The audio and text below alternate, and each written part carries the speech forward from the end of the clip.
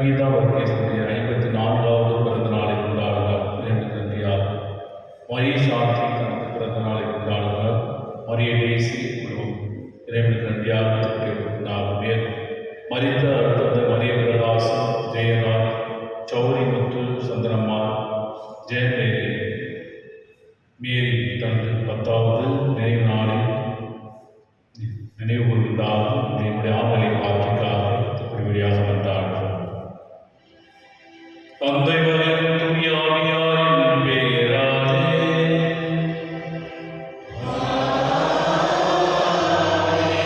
ஆண்டவராகிய இயேசு கிறிஸ்துவின் அருளும் கடவுளின் அன்பும் தூய ஆவியாரின் நட்புறவும் உங்கள் அனைவரோடும் இருப்பதாக.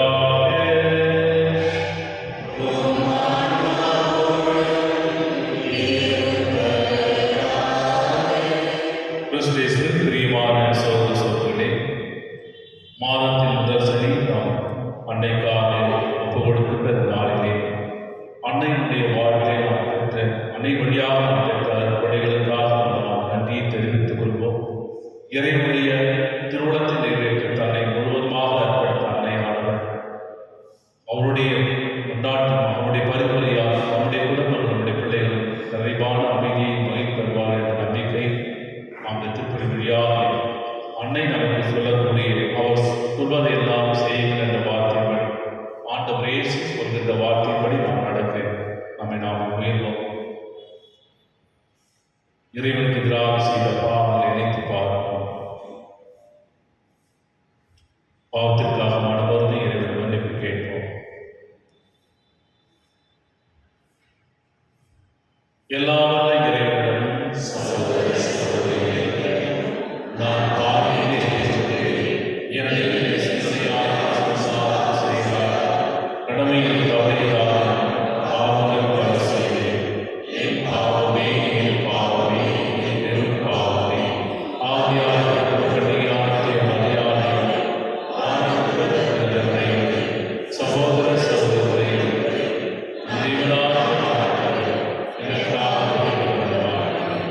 எல்லாவற்றையும் இறைவன் நம்மை இறக்கம் வைத்து நம் பாவங்களை எல்லாம் மன்னித்து நம்மை நிலை வாழ்வுக்கு அழைத்துச் செல்வாராக.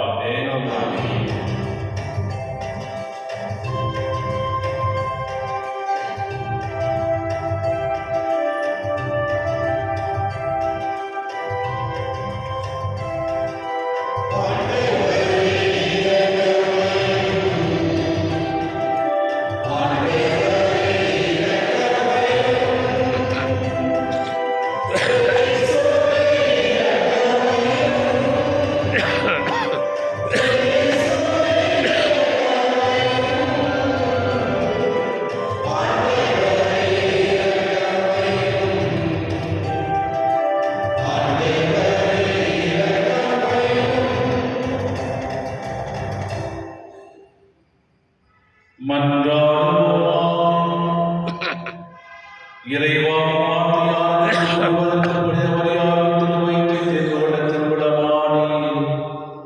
அதனால் அவருடைய அவருடைய நினைவை கொண்டாட மகிழ்ச்சியோடு அனுப்புகிறீரா. உம்மோடு துணையாவியாரும் இறைவனால் என்றென்றும் ஆட்சி செய்தவர்களால் இயேசு கிறிஸ்து வழியாக உம்மை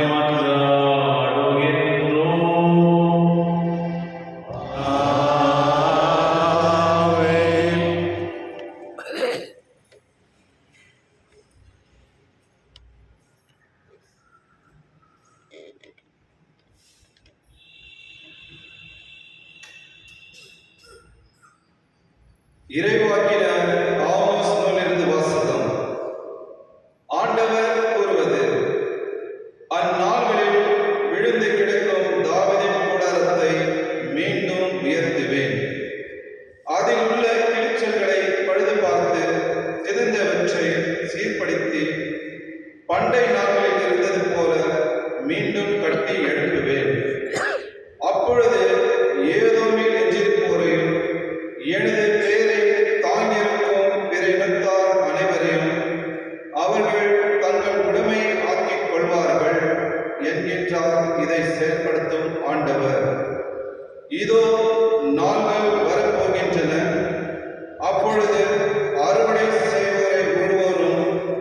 கனி பிழிவோரை விதைப்பவரும் தொடர்ந்து முன்னேறுவர். மலைகள் இனிய ரசத்தை பொழியும், குன்றுகள் தோறும் அது வழிந்தோடும் என்கின்றார் ஆண்டவர். என் மக்களாகிய இஸ்ரவேலை முன்னைய நன்னிலைக்கு கொண்டு வருவேன். அவர்கள் பாழடைந்த இடங்களை திரும்ப கட்டி அவற்றில் குடியேறுவார்கள். திராட்சை தோட்டங்களை அமைத்து அவற்றின் கனி ரசத்தை அருந்துவார்கள். பழைய பழத்தோட்டங்கள் அமைத்து அவற்றின் கனிகளை உண்பார்கள். அவர்களை தங்கள் நாட்டில் மீண்டும் நான் வேறொன்று செய்வேன். நான் அவர்களுக்கு அளித்திருக்கும் நாட்டிலிருந்து இனி ஒருபோதும் அவர்கள் பிடுங்கப்பட மாட்டார்கள் என்கின்றார் உங்கள் கடவுளாகிய ஆண்டவர். ஆண்டவரின் அருள்வாக்கு. பதிலுப்பாட பல்லவி. ஆண்டவர் தம் மக்களுக்கு நிறைவாழ்வை வாக்களிக்கின்றார்.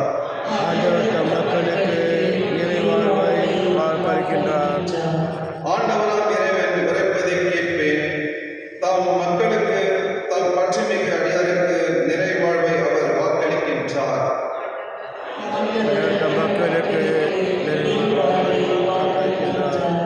பேரின்பும் உண்மையும் ஒன்றை ஒன்று சந்திக்கும், நீதியும் நிலைவாழ்வும் ஒன்றை ஒன்று முத்தமிடும். மண்ணினின்று உண்மை முளைத்திடும், விண்ணினின்று நீதி கீழ்நோக்கும்.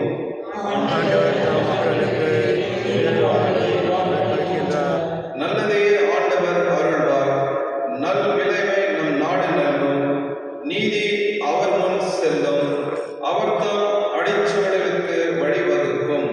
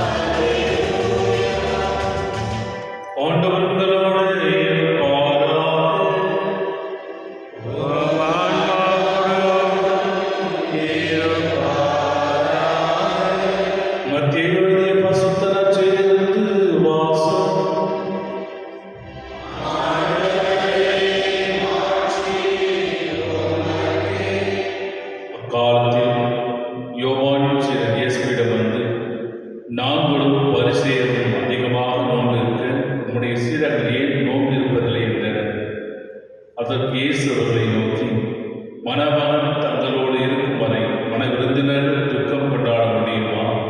மணமகன் அவர்களை விட்டு பிரிய வேண்டிய காலம் வரும், அப்பொழுது அவர்களும் போட்டு பாரும். மேலும் எவரும் பழைய ஆடையில் புதிய துணியை ஒட்டு போடுவதில்லை, ஏனெனில் அந்த ஒட்டு ஆடையை கிழித்துவிடும், கிழிசலும் பெரிதாகும். அதுபோல பழைய தோற்பைகளில் புதிய திராட்சை மதுவை ஊற்றி வைப்பதில்லை, ஊற்றி வைத்தால் தோற்பைகள் வெடிக்கும், மதுவும் சிந்தி போகும், தோற்பைகளும் வாழாகும். புதிய மதுவை புதிய தோற்பைகளில் தான் ஊற்றி வைப்பர், அப்பொழுது இரண்டும் வீணாய் போவா என்றார். இது கிறிஸ்துவுடன் வாழ்ந்த நற்செய்தி.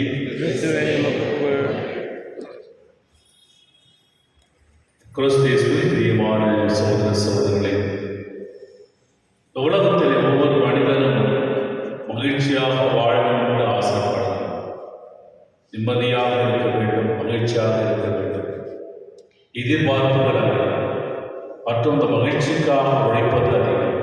அந்த மகிழ்ச்சிக்காக முயற்சி எடுத்து அடைய வேண்டும் என்ற ஒரு ஆதிக்கம், வாழ்ந்து மகிழ்ச்சியில் இருக்கின்ற மகிழ்ச்சியாக வாழ்வதற்கு ஆசைப்படுவதையே இந்த உலகத்திலே பல்வேறு அதற்காக முயற்சி எடுக்கின்ற பொழுதெல்லாம் பல தடைகள், பல துன்பங்கள், துயரங்கள் அவனை சந்திக்கின்ற பொழுது அந்த மகிழ்ச்சியை நாம் பெறுவோமே என்ற ஒரு சந்தேகத்திலே வாழ முற்படுகின்றோம்.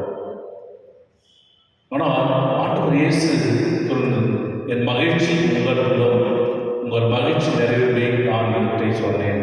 ஆண்டவருடைய வார்த்தை ஒவ்வொரு மனிதரும் மகிழ்ச்சியாக இருக்க வேண்டும், நிம்மதியாக வாழ வேண்டும் என்பதற்காகவே இன்றைய முதல் வாசகத்தில் யெரொபெயாம் அரசு, இரண்டாவது அரசு யெரொபெயாமுடைய ஆட்சி காலத்தில் வடக்கு இஸ்ராயலிலிருந்து வந்த ஆமோஸ் இறைவாக்கினர் வந்து இறைவாக்கு உரைக்கின்றார். இந்த இஸ்ராயல் மக்கள் ஆண்டவருக்கு எதிராக அநீதி செய்திருக்கின்றார்கள், ஆண்டவருக்கு எதிராக சபை நெறிகளை புறந்தள்ளிருக்கின்றார்கள், வேறு தெய்வங்களை வணங்கியிருக்கின்றார்கள். அவர்களுக்கு அழிவு ஏற்பட போகிறது என்று வாக்குரைக்கின்ற ஆமோஸ் மீண்டுமாக ஆண்டவருடைய இரக்கத்தினால் மீண்டுமாக அவர்கள் புதுப்பிக்கப்படுவார்கள் என்று அங்கே இறைவாக்கு உரைக்கின்றார். 3 நிலைகளிலே அவர் துதிக்கப்படுவார். தாவீதுடைய எழுந்து கிடக்கின்ற தாவீது கூடாரம் எழுச்சி வரும். 2ஆவதாக விவசாயம் எழுச்சி பெற்று அறுவடை உறுதியாகும். 3ஆவதாக நீங்கள் ஒவ்வொரு நாட்டிலும் அடிமைகளாக அலைகழிக்க மாட்டீர்கள், நிரந்தரமான ஒரு அமைதியை பெறுவீர்கள் என்று ஆண்டவராகிய கடவுள் ஆமோஸ் இறைவாக்கின் வழியாக அவருக்கு கூறுகின்றார். முதல் வாசகத்தில் ஆண்டவருடைய இரக்கம் எவ்வளவு பெரிது என்று பாருங்கள். ஏனென்றால் அவருக்கு எதிராக நாம் பாவம் செய்கின்ற பொழுதெல்லாம், அவருக்கு எதிராக தீமைகளை வாழ்கின்ற பொழுதெல்லாம் ஆண்டவர் நம்மை பார்த்து இரக்கத்தோடு அழைக்கின்றார், எதிர்பார்க்கின்றார். மகனே மகனே வருவாயா, ஏன் இந்த உலகத்தை சார்ந்து வாழ்ந்திருக்கின்றாய், ஏன் இந்த உலகத்தில் பாவெடுக்கிற தீமைகளில் விழுந்து போயிருக்கின்றாய், நான் கொடுக்கும் அந்த மகிழ்ச்சியில் கடந்து என்று எதிர்பார்க்கின்றார்.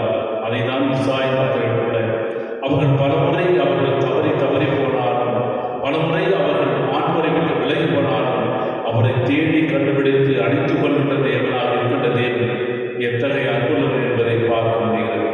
இதைதான் பெரிய நற்செய்தி வாசகத்தில் கூட ஆண்டவர் இயேசு நோன்பை பற்றி சொல்லுகின்றார். யோவானின் செயல்கள் அவர்கள் பரிசேயர்களை சார்ந்து யோவானின் செயல்கள் எல்லாம் முறைப்படி அவர்கள் நோம்பிருக்கின்றார்கள். ஆனால் ஆண்டவர் இயேசுடைய செயல் மட்டும் ஏன் நோம்பிருக்கவில்லை என்ற ஒரு பொறாமை மனம் கொண்டவர்களாகவே இருந்தார். அப்படி கேட்கிற பொழுது ஆண்டவர் இயேசு அழகாக சொல்லுகின்றார், நோன்பு இருத்தல் என்பது மணமகன் உருவகங்களாக கூறுகின்றார். மணமகன் உயிரோடு இருக்கின்ற வரை அவர் நோன்பிற்கு அவசியமில்லை. அவரை எப்பொழுது இல்லையோ அப்பொழுது இருப்பார்கள் சொல்லும் பொழுது, எப்பொழுது இல்லையோ சொல்வது அவருடைய இறப்பை பற்றி மறைமுகமாக சொல்லுகின்றார். எப்பொழுது மணமகன் இந்த உலகத்தை விட்டு போகிறானோ பிறகுதான் அவர் நோன்பு இருப்பார். நோன்பு இருப்பதிலே ஆண்டவர் இயேசு கூட முழுமையாக எதிர்க்கவில்லை, மாறாக செயல்முறைப்படுத்தியிருக்கின்றார். கடவுளுடைய திருவுளத்தின்படி செயல்படுவதற்காக 40 நாட்கள் கெத்செமனே தோட்டத்திலே நோன்பு இறைவேண்டலோடு இருக்கின்றார் எதிர்பார்க்கிறோம். நோன்பு இறைவேண்டலோடு மட்டும் இருந்து விடாமல் நாம் அந்த நோம்பில் இருக்கின்ற இந்த நலன்களை பிறருக்கு விரும்பும்போது மட்டுமே நாம் கடவுளோடு இணைந்திருக்கின்றோம். இல்லை என்றால் இல்லை. நான் 40 நாட்கள் நான் உபவாசத்தை சொல்லிட்டு 41ஆவது நாள் எல்லாவற்றையும் சேர்த்து சாப்பிடுவது நோன்பு கிடையாது.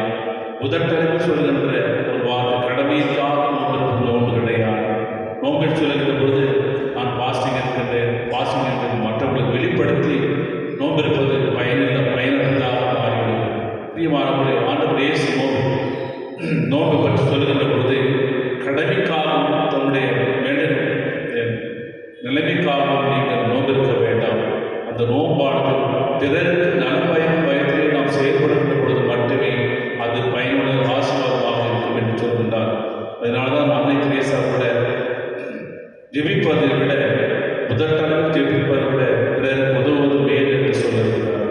பிறருக்கு உதவுவது ஜெபிப்பதை விட மேலானது அப்படின்னு சொல்லி அன்னை தெரேசா ஏழை எளியவர்களை பார்த்து நம்மிடம் இருப்பதை நோன்பு இருக்கிற பொழுது அதில் இருக்கின்ற அந்த பகுதியை ஏழைகளுக்கு கொடுத்து வழங்குவது மட்டுமே உன்னுடைய நோன்பானது நிறைவடைகிறது. இல்லாவிட்டால் இல்லை.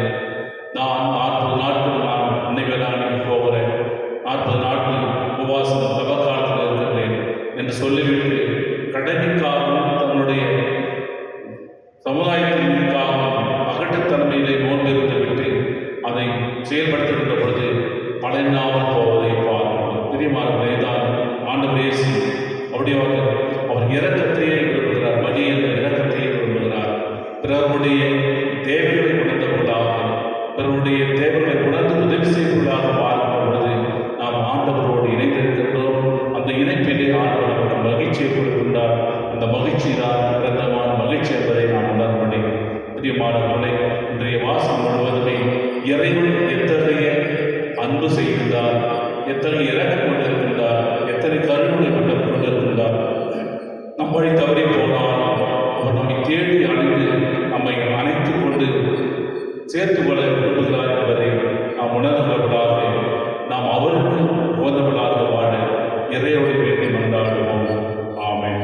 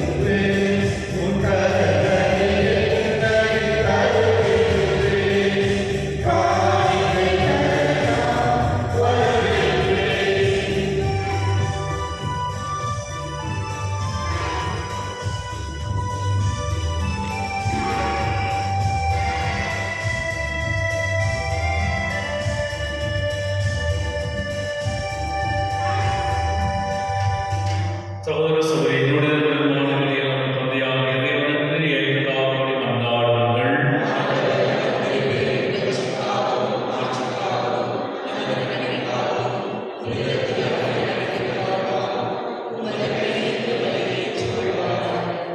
ஆண்டவரே, மரியாதை கண்ணிமையால் பாவம் அழித்து உம் திருமகனாகிய நம்மை தாழ்த்தினார், கருத்தரித்தார். புனித மரியாதை கொண்டாட்டத்தில் உங்கள் மக்கள் நாங்கள் கொண்டவரை காணுமே உபகோதவராய் இருப்பனவா என்றென்றும் வாழ்ந்து ஆசிரியர் வழியாக மன்றாடுகின்றோம்.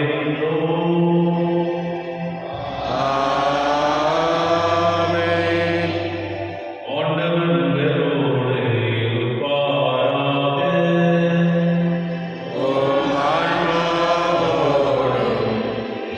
இருப்பாராக. இதயங்களை மேலே எழுப்புங்கள்.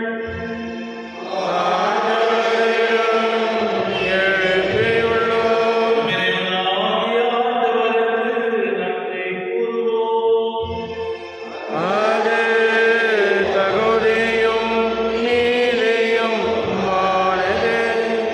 ஆண்டவரே, தூயவரான தந்தையரும் புனிதரான அனைவரிடமிருந்தும் மேன்மையைக் கண்டு நாம் உம்மை வெறுப்புக்குரியவராய் கேள்விப்படும் மிகவும் சிறப்பாக புனித கடைமுறையாக நினைவுகூர்ந்து அவருடைய நிலையான கொடுமையால் நம்மை கடுமையேற்றி போற்றுவதும் மெய்யாகவே தகுதியும் நீதியுமாகும் எங்கள் கடமையும் மீட்புக்குரிய செயலுமாகும்.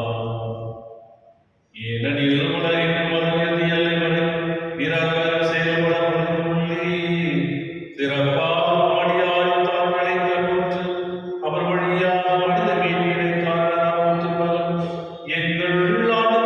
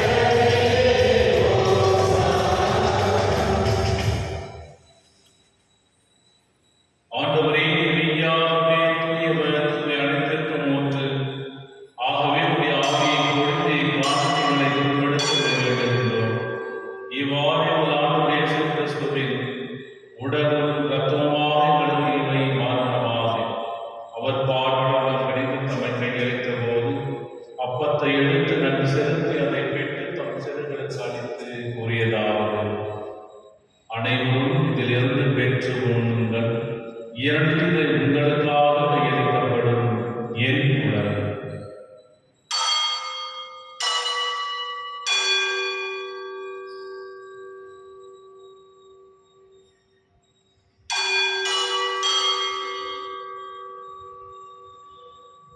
அவ்வண்ணமே இரவிலிருந்து இறந்தேவின் கிண்ணத்தையும் எடுத்து மீண்டும் உமக்கு நன்றி கூறி தம் சீடர்களுக்கு அளித்து அவர் கூறியதாவது: அனைவரும் இதிலிருந்து பெற்று பருகுங்கள், ஏனெனில் இது புதிய நிலையான உடன்படிக்கைக்குரிய இரத்தத்தின் கிண்ணம்.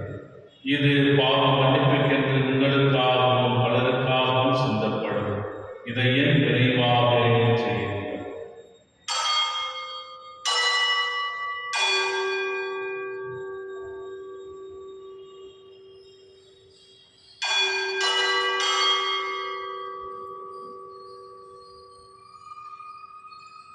நம்பிக்கையின் மறைபொருள்.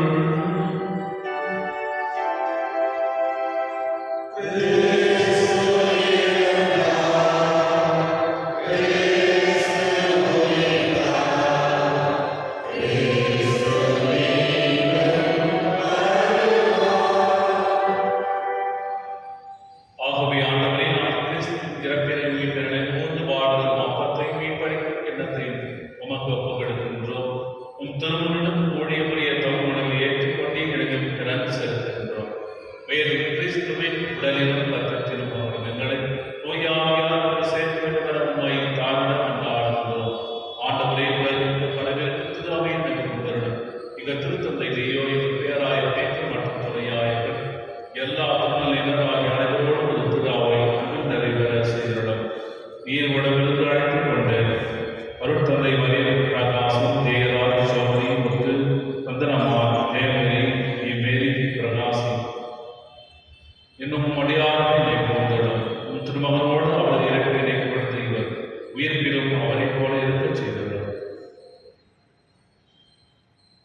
வேறு வீட்டில் எல்லோருடன் புலிகொண்டு எங்கள் சகோதர சகோதரிகளே, இறந்தோர் அனைவரையும் இரக்கத்தோடு அனைவரும் திருமுக வழியிலும் ஏற்றவர் எங்கள் அனைவர் மீதும் இரக்கமாயும் கடவுளின் கண்ணித்தாயிரம் புனித மரியாம், அவருடைய கணவரான புனித யோசேப்பு, புனித திருத்தூதர்கள், இவ்வுலகில் மக்களுதராகி புனிதர் அனைவருடன் நாங்கள் நிலைவாரி போன தகுதி பெற்று உம் திருமகன் இயேசு கிறிஸ்து வழியால் உம்மை போன்றே மறுமணம் கொண்டாடுவோம்.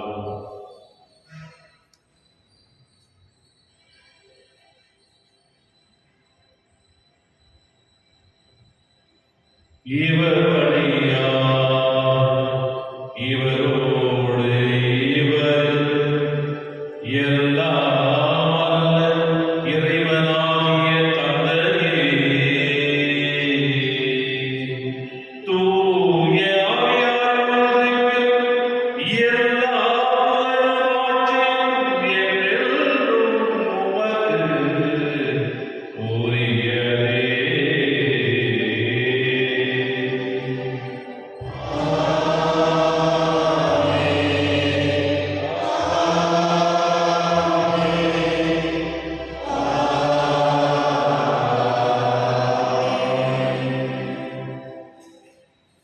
மீட்பரின் கட்டளையாக கற்பிக்கப்பட்டு இறைவழியாக அழைக்கப்பட்டு நாம் அனைவரும் சொல்வோம்.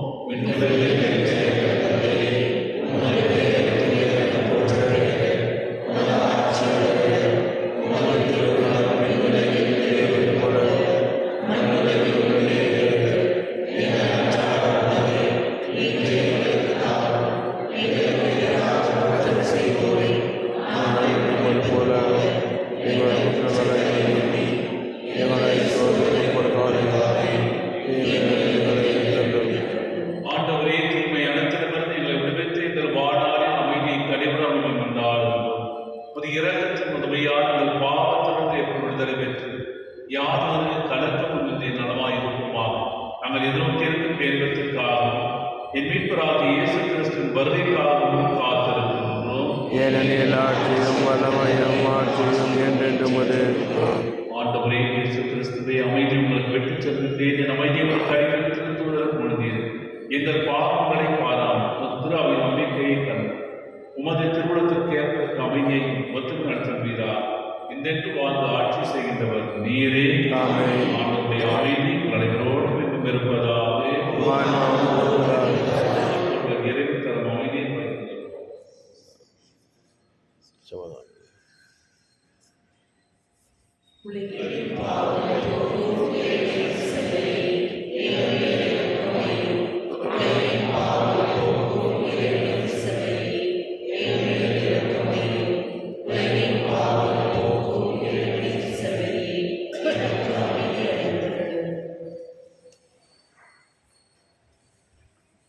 இதோ இறைவனின் செம்மறி, இந்த உலகின் பாவங்களை போக்குகின்றவர்.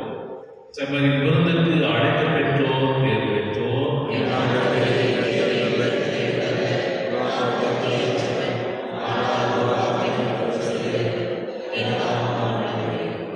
கிறிஸ்துவின் திருவுடலும் திறத்தும் நம்மளின் பார்த்து நிலைவாழ் அடைவதாக. ஆமென்.